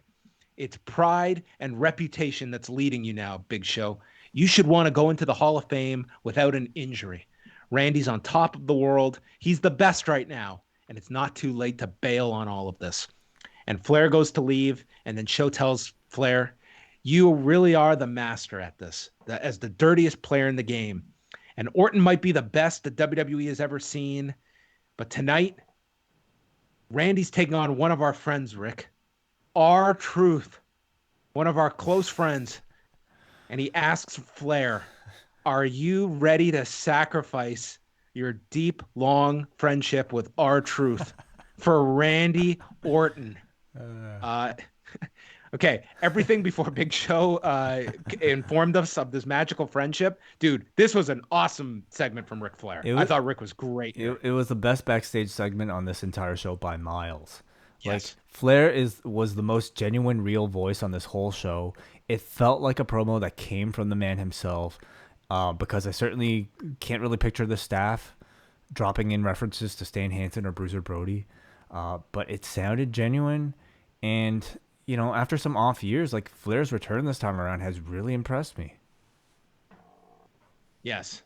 Health concerns aside, yeah. This was, I will say, like he had a great spot on this show. He was not just interacting with R-Truth and the Ninjas. But this was a great segment. I enjoyed this a lot. And then we found out he's best friends with R-Truth out of nowhere. This was all a little strange, what they were doing here to build up this R-Truth match. Then we got a big video package on Randy Orton, and we cut to Orton, who cuts a promo saying that in this industry, you're lucky to leave it with a few friends. And I had those friends that I bonded with on the road, that I laughed with, and mentions the 4 pillars that he has met in his career. His circle: Edge, Christian, Big Show, and Ric Flair. Fuck you, Paul. These are his 4. And Edge came back at the Rumble, and he didn't trust Orton, so he sent Edge home. And there's nothing wrong, he said, with Christian defending his friend's honor, but he selfishly accepted a match with Orton.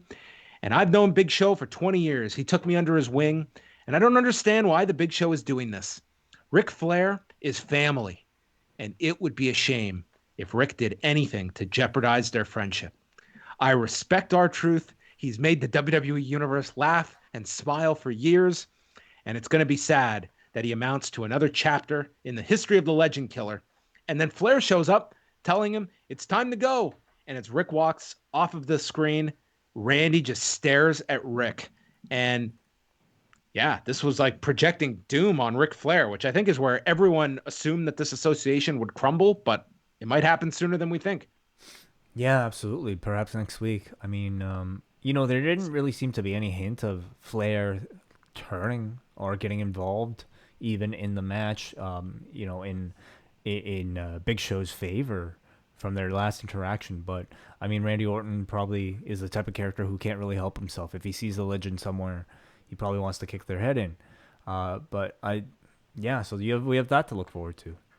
I actually wish he omitted the line about, I hope Rick doesn't do anything to jeopardize our friendship. And instead, we just left it with Randy giving that look to Flair just to be a little more subtle and just leave it there like hanging instead of just calling it out for what it is. Because it did feel very abrupt. Like what would give Randy this reason to doubt Ric Flair right now? I think it should just be something like the audience clues in on that they shouldn't trust this guy, and then whenever, if it's next Monday, whatever, then he punts this guy in the head. Mm-hmm. We got a graphic way that in the year or so of this 24/7 title, there have been 99 different reigns with 36 different people, and R-Truth has held it 37 times. Wow. Someone has collected this data. Someone's in charge of the 24/7 title lineage. So R-Truth comes out for his match, and Ric Flair comes out first. And Ric Flair goes, "Hey, Truth, what's up?" He says, "Orton loves R-Truth.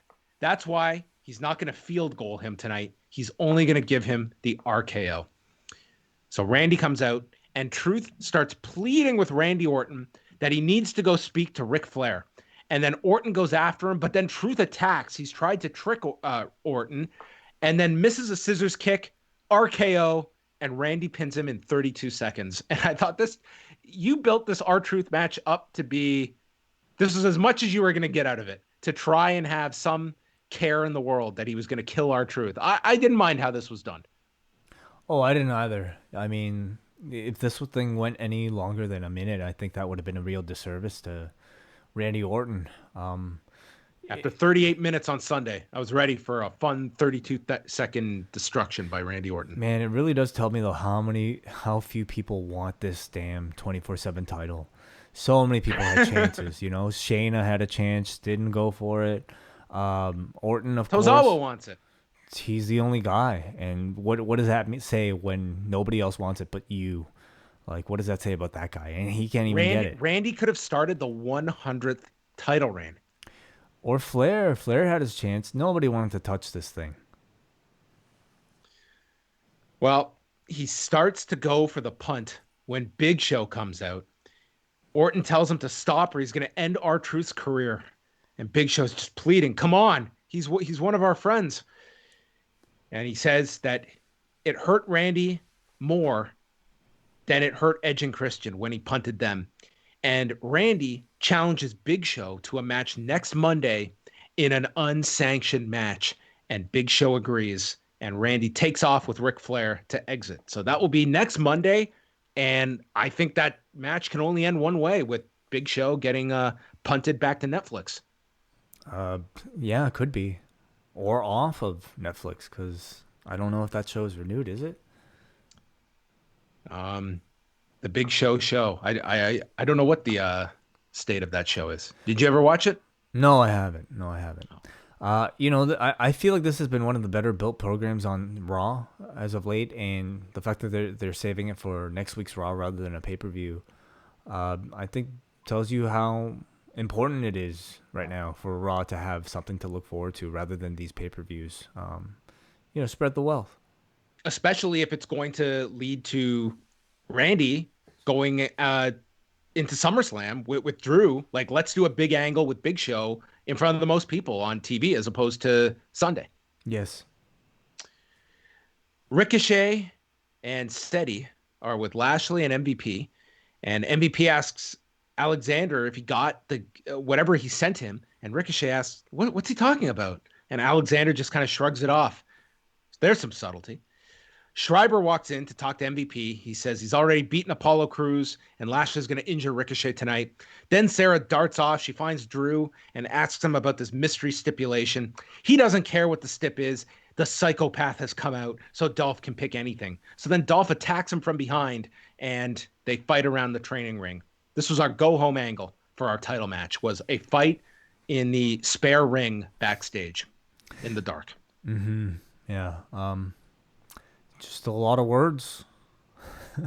Like, if you could pick any stipulation in the world, I mean, it's like, how creative can we get on a show where you can literally pull someone's eyeball out? Like, what if, like, Drew needs to get a 100 count on me and I can win with a 1 count, which Drew is impervious to sometimes even the 1 count. So, I mean, it might even be a challenge.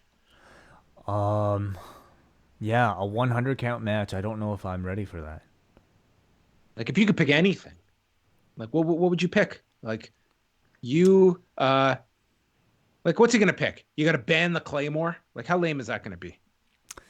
I don't know. I could only imagine. I hope it's something really off the wall and crazy that nobody expected. A mountain climbing match. That would literally be off the wall. It would be. It would be on the wall. Bobby Lashley and Ricochet.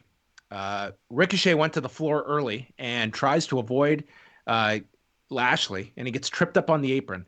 And Byron asks, why is Lashley so mean? He never got an answer. They brought up how Ricochet pinned Bobby Lashley in the three-way match last year with Rollins, or earlier this year, to get the title shot against Brock Lesnar. So someone watched 365 and said, wait a minute, this guy beat Lashley? Let's correct that history immediately on Monday. That was when he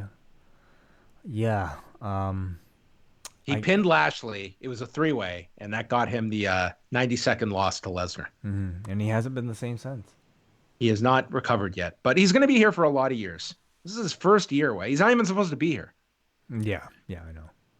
Ricochet made a comeback, standing shooting star, then came off the top, missed him, super kicked Lashley, and then did a handspring right into the full Nelson, and Lashley submitted him in 3:37.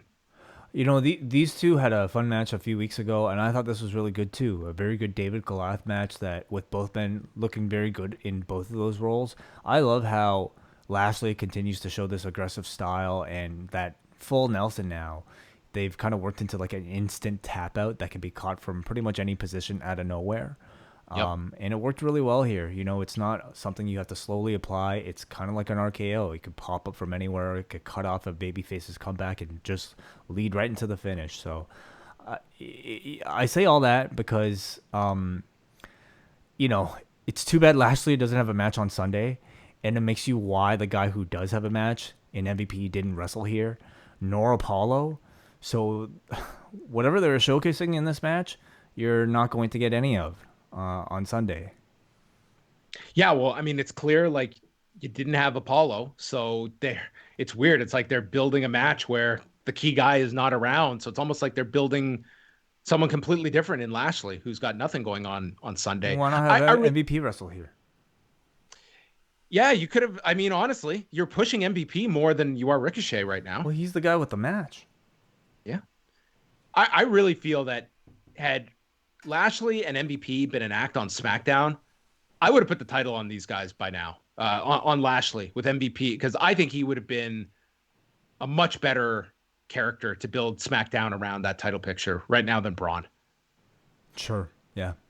But I think on Raw, they clearly have long-term plans with Drew, and on the heel side, I mean, Lashley is not going to be at that Orton level. But I think they've done like a really good job with Lashley. They have rehabilitated him significantly in 2 months. I really enjoy these two every week. And then he laid out Alexander as well with the full Nelson. So they were just left laying. Mm-hmm. Charlie interviewed Big Show, who reiterated that he accepts the unsanctioned match for next week. Just to be clear. Good to know. And then our final match of the night. Bayley and Banks come out. For whatever reason, they re-aired the tribute video from SmackDown, and they took on the Kabuki Warriors for the tag titles. Early on, Sane is in and was preventing Bayley from tagging out, so Bayley and Banks go to the floor and hit double hip attacks to the Kabuki Warriors. Sane is thrown into the plexiglass, come back from break, and they had a long period in control of Sane, who would eventually make her way to tag Asuka. And Asuka fires up on Banks with another hip attack, hits one to Bayley in the corner, and just continues on offense here. Bayley stops her and hits a top rope Frankensteiner, knocks Kyrie off the apron, and then proceeds with Sasha hitting a high cross that is kicked out from by Asuka, but then right into the Asuka lock she goes. Sane then spears Bayley, but Banks makes her way to the rope, and there's a blind tag by Sane.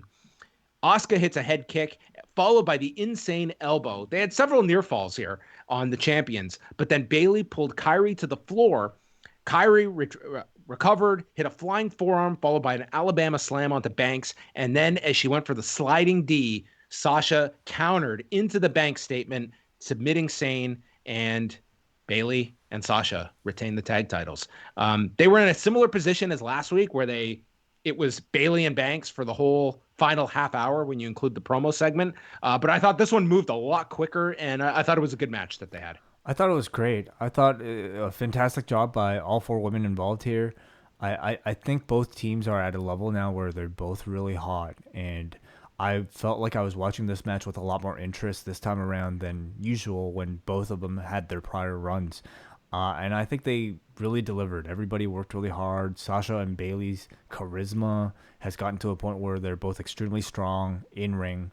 And we got Asuka looking great in there with Sasha. I'm really excited for that match on Sunday.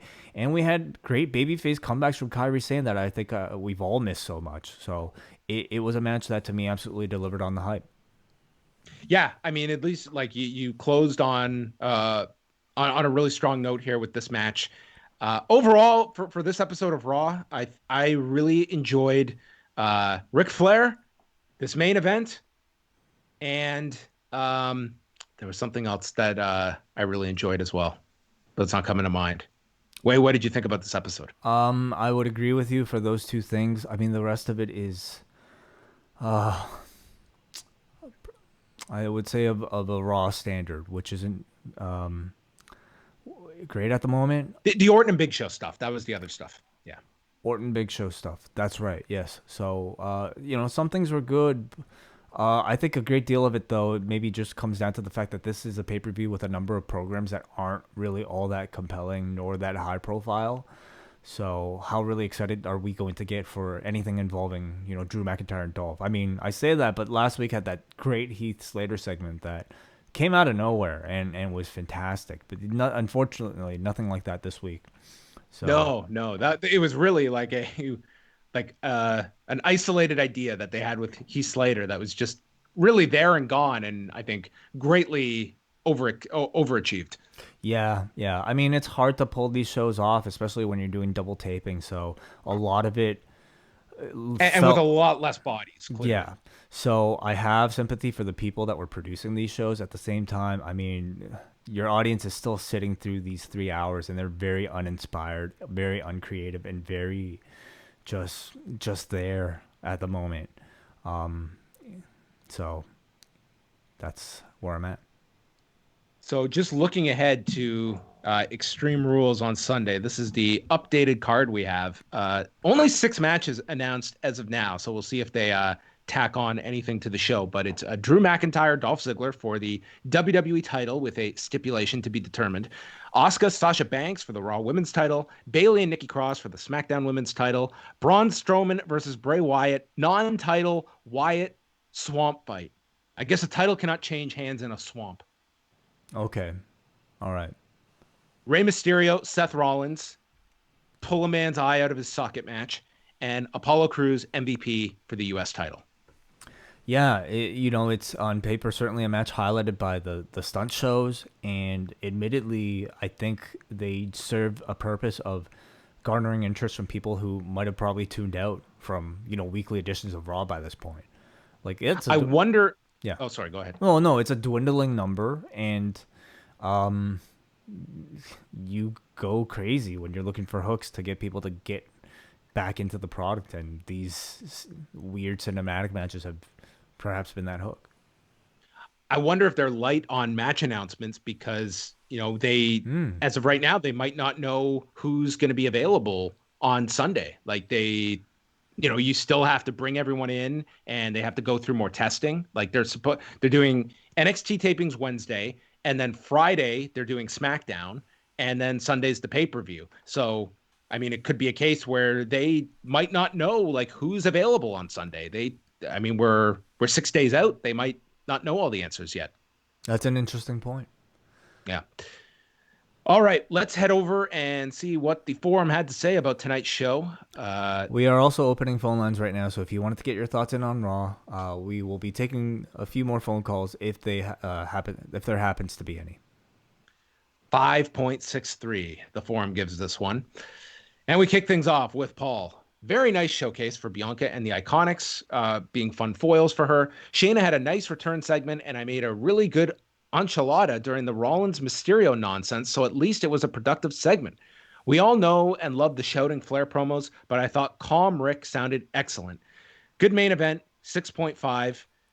Tune in because it's going to be fucked is a candidate for line of the year.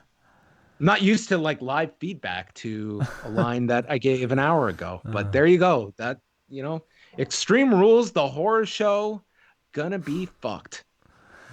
Andrew from Cape Breton says, so I get that these cinema matches are the big thing now, but I feel the eye for an eye match is going to push it to an absurd degree.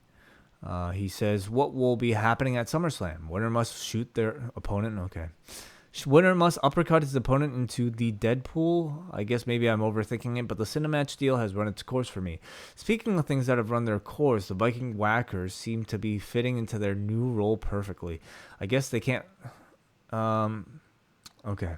He says, I guess they can't lick each other's faces in a post-COVID-19 world, but maybe they could do a fun Viking march before losing all their matches. And then there's good old Ric Flair still showing up. If WWE was responsible, they would ask Flair not to show up in the state of Florida, let alone the Performance Center, but I guess we'll see if he's around during their next tapings.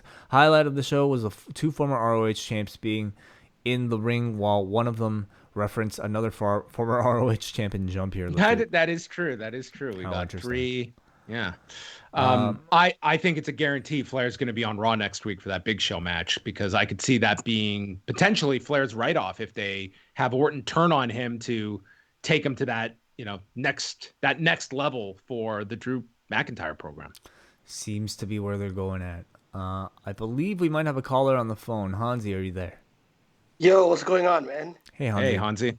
Yo, I gotta say, I out of all the main show, like from Raw or SmackDown, I've enjoyed Raw a lot more. Maybe because I'm an MVP fan. I haven't minded Drew as the champion as much as a lot of people. I'm going to say something unpopular with the show right now, that I haven't hated the Seth Rollins shit, to be honest. I don't know. Yeah, please speak up. I'd love to know like the opinions of fans. Okay, well, the thing is, it's like, okay, like, I watch a lot of conspiracy videos, right? And when Seth Rollins does the whole, like, sacrifice thing, I'm always, like, kind of, like, I hate the language that's being used, kind of, in a way, right? Because I always think there's predictive programming and some type of shit. But I like Seth Rollins subdued. Like, I'll say that I was with you guys when it first started, that I wasn't really digging it. But I would think after he lost to Drew McIntyre and he started becoming a little bit more psychotic, I've enjoyed it more. But again, I don't know how the match is going to turn out. It might be one of the best things. It might be one of the worst things. But I mean, I wouldn't mind if Seth Rollins was wearing an eye patch for a bit. That would actually kind of suit him, really. You know what I mean? Yeah, like, it'd be kind of cool.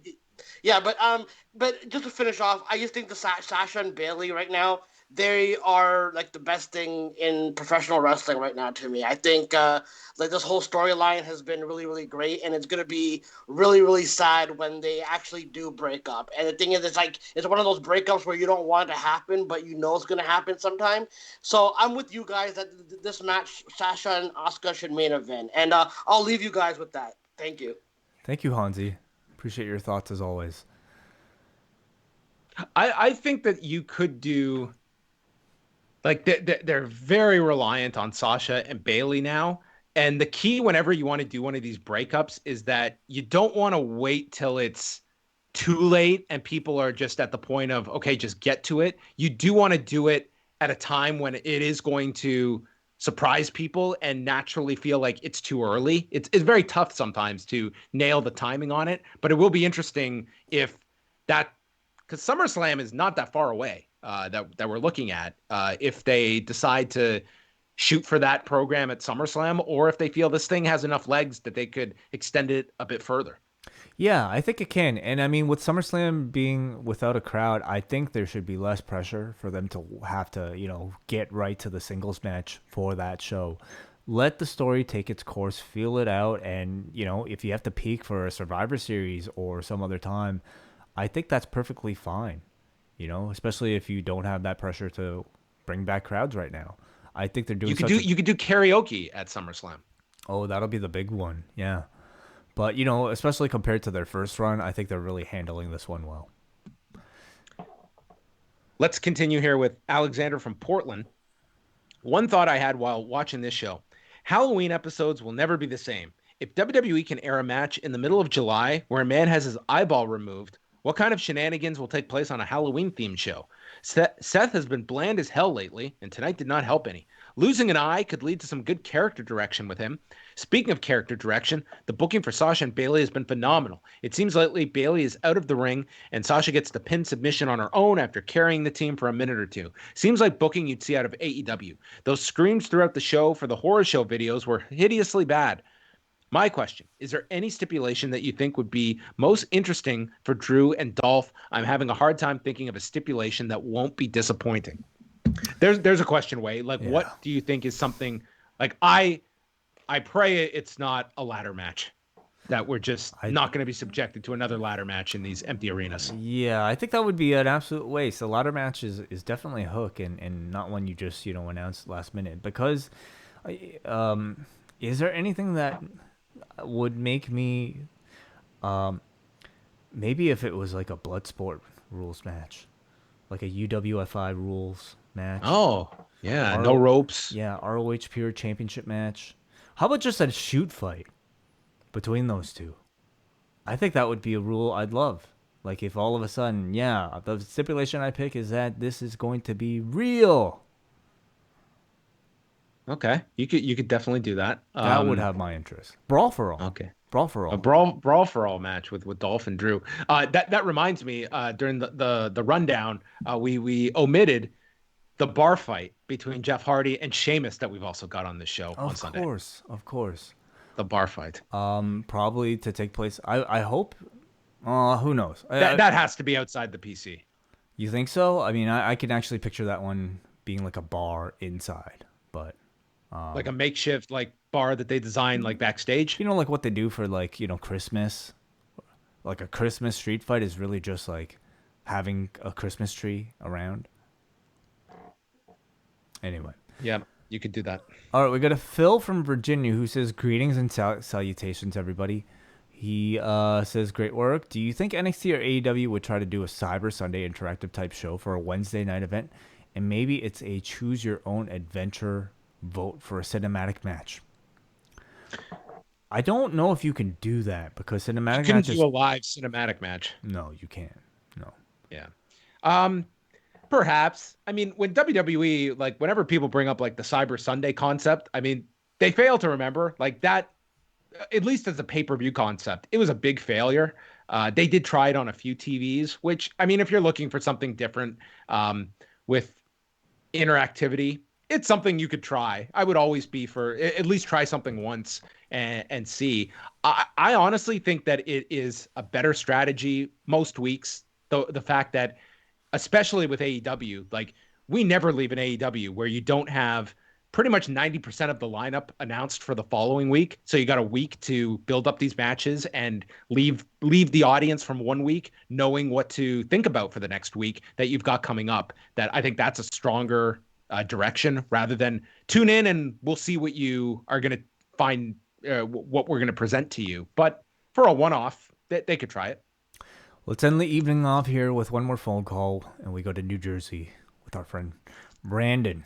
What is going on? Oh, no. Hello? Yes. Can you hear us?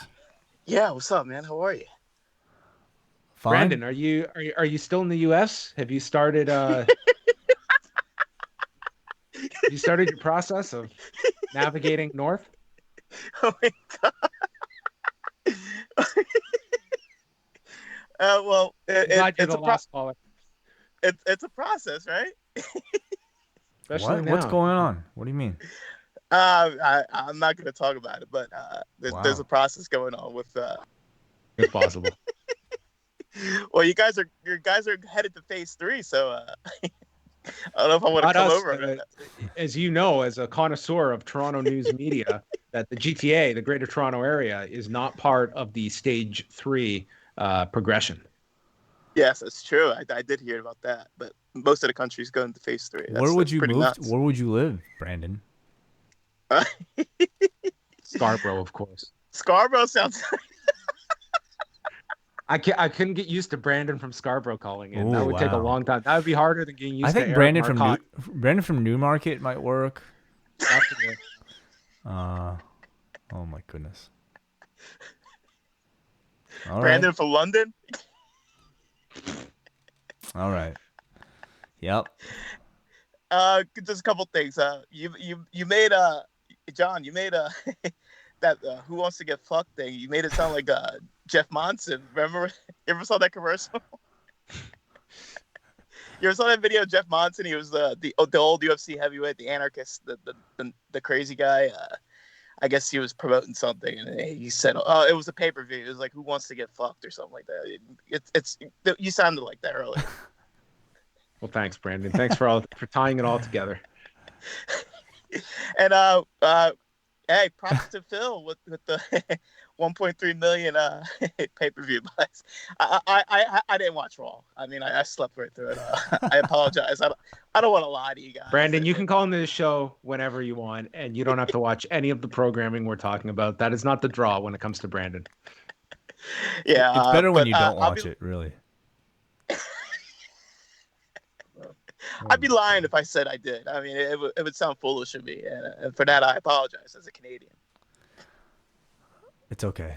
But I got nothing. I love you guys. Have a great night. You guys are on one today, and I really enjoyed it. That you made up for that abysmal show. And call in Sunday after someone loses an eye. Okay, I want your analysis. I was wondering if those guys' heads are going to be like cakes, like we've seen on social media this week with the cakes. People. Yeah, you didn't see the videos of like I guess cake makers are making like hands. It looks real realistic. It looks like an actual hand. I don't know. It's good craftsmanship. Couldn't tell you. I really hope they go full like trauma, like B-level horror movie, and you see like a cutaway of like a really bad prosthetic Seth Rollins head with like a hand shoved into it, like taking an eyeball out. Oh man, that would be so great. Hey, I'm down for that. All right, on that note, I'm out of here. Peace. So soon? Wow. Okay. Brandon's good with timing. He knows when to wrap. Oh, he's got a good handle on all right. Leave while they're still clapping. Yeah, he's truly an original. Yeah, wouldn't be a complete show without him. Yeah, we don't need any more duplicates though. All right. How did you think Rewind to Raw Live went? Let's quickly do a review of our own show. So okay. we got off to a bumpy start. My intro was my somewhat cut off. That's okay because it equaled out because on Saturday, Phil went live like 5 seconds before we were aware. So it all evens out. I heard that, yeah, but I think I noticed that it's fun as long as like somebody mentions it, you know, like it would be weird if we just ignored it, you know.